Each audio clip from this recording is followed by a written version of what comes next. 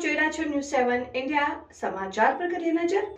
સરા બસ સ્ટેન્ડથી દુધઈના રસ્તા ઉપર ઘૂંટણસમાં પાણી ભરાયા। બસ સ્ટેન્ડ આસપાસ ગેરકાયદેસર દબાણ ખડકી દેવાતા કુદરતી વહેણ થયું બંધ। મૂળી તાલુકાના સરલા ગામે બસ સ્ટેન્ડ આસપાસ ગેરકાયદેસર દબાણ કરી દુકાનો ખડકી દેવામાં આવી છે।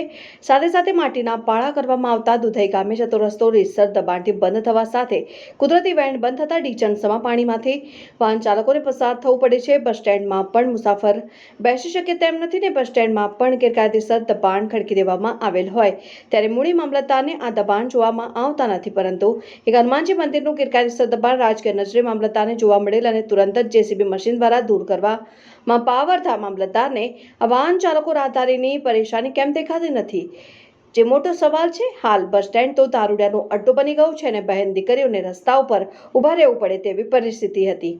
ત્યાં પાણી વહેણ બંધ કરાતા હવે ચાલી શકે તેમ પણ નથી, ત્યારે સરકારી તંત્ર ખડકી દેવામાં આવેલ ગેરકાયદેસર દબાણને દૂર કરી પાણીનો નિકાલ કરવામાં આવે તેમ ગામ લોકોએ જણાવ્યું। પહેલા વરસાદનું આગમન હાલ વાહન ચાલકોને પરેશાન કરતું સાબિત થયું છે। Reporter Ankubhai Karpada, news 7 India,